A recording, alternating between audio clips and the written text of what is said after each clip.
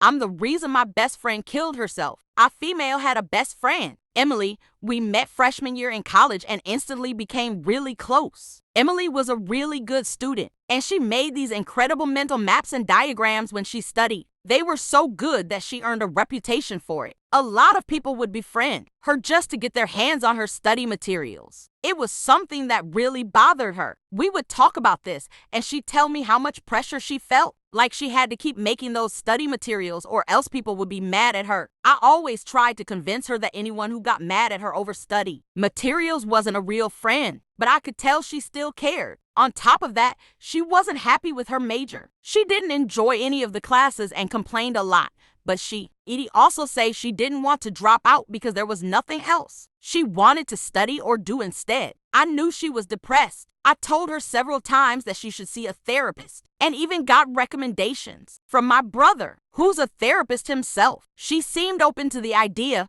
but she kept putting it off, always saying she'd do it later. Last year, we went to a house party with some friends. I drank more than I should have, and like sometimes happens when I drink too much, I got really emotional. I was not a depressed person, but alcohol tends to make me cry for no reason. Emily and I went outside so I could calm down, and I started going on about how life didn't make sense and how death wasn't really a bad thing, just neutral.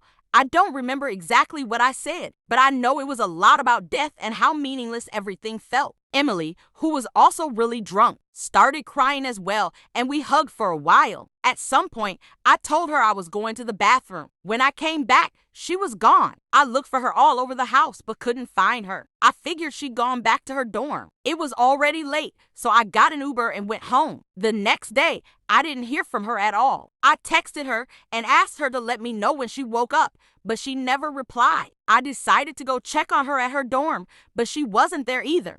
Turns out, after I went to the bathroom, she had gone to a highway and thrown herself into a car. When the ambulance came, she was already dead. This accident made local news, and that was basically how I found out. Today is the 1-year anniversary since that party, and I feel so guilty. I've never told anyone what we talked about that night. I just said we were both drunk and both crying, which is not untrue. Today, I spent the entire day crying and feeling regret and remorse so deeply. I mean, I knew she was depressed and I still kept talking about death. I feel so stupid and like a bad friend. I would do anything to go back to that night and change things.